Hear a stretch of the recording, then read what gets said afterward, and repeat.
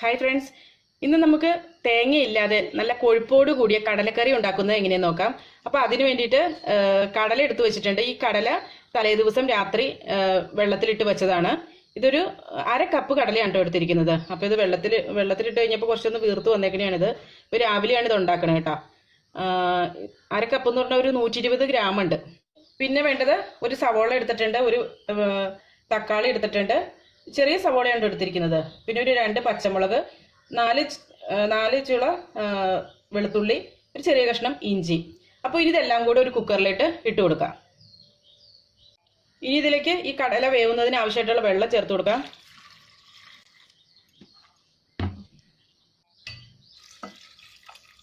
രണ്ട് കപ്പ് വെള്ളം ഒഴിച്ചു കൊടുത്തിട്ടുണ്ട്. അപ്പോൾ കടല കുറഞ്ഞത് ഒരു 4 മണിക്കൂറെങ്കിലും സോക്ക് ചെയ്യാനായിട്ട് വെക്കണം, അല്ലെങ്കിൽ ഇത് വെന്ത് വരില്ല. അപ്പോൾ ഇനി ഇതൊരു 5 വിസിലൊക്കെ വരുന്നത് വരെ ഒന്ന് കുക്ക് ചെയ്തെടുക്കാം. അതായത് നമ്മുടെ ഇറച്ചിയുടെ ഒക്കെ വേവുണ്ട് കേട്ടോ ഇതിന്. പിന്നെ അല്ലെങ്കിൽ ഒരു വിസിൽ വന്നു കഴിയുമ്പോൾ ഫ്ലെയിം കുറച്ചിട്ടതിന് ശേഷം ഒരു 20 മിനിറ്റ് ഒന്ന് ലോ ഫ്ലെയിമിൽ ഇട്ട് വെച്ചാലും മതി. അപ്പോഴിത് നന്നായിട്ട് കുക്കായി വരുന്നതാണ്.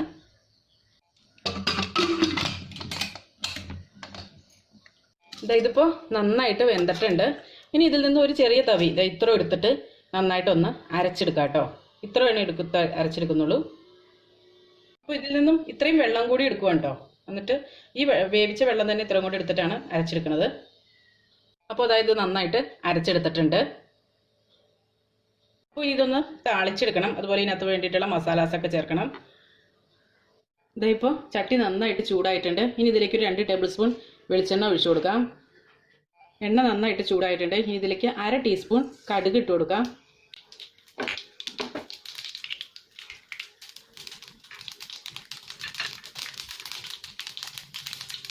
രണ്ട് വറ്റൽമുളക് ഇട്ട് കൊടുക്കാം.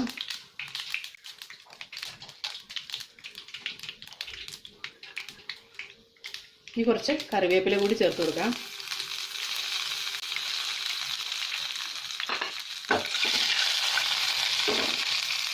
ഇനി ഫ്ലെയിം ഓഫ് ചെയ്തതിന് ശേഷം പൊടികളൊക്കെ ചേർത്ത് കൊടുക്കാം.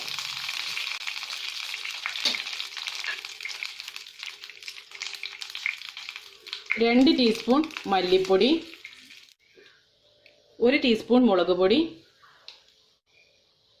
1/2 ടീസ്പൂൺ ഗരം മസാല, 1/4 ടീസ്പൂൺ മഞ്ഞൾപ്പൊടി. ഇതെല്ലാം കൂടി നന്നായിട്ടൊന്ന് മിക്സ് ചെയ്ത് കൊടുക്കാം.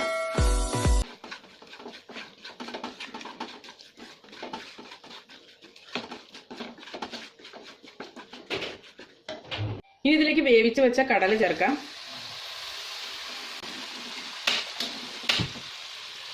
അപ്പോൾ കടല ചേർത്ത് കഴിയുമ്പോൾ ഫ്ലെയിം ഓൺ ചെയ്യാം കേട്ടോ. ഇനി ഇതിലേക്ക് അരച്ച് വെച്ച കടലയും കൂടെ ചേർത്ത് കൊടുക്കാം. ഇനി ഇതിനകത്തേക്ക് കുറച്ച് വെള്ളം ഒഴിച്ചിട്ടൊന്ന് കഴുകി ഒഴിക്കാം കേട്ടോ.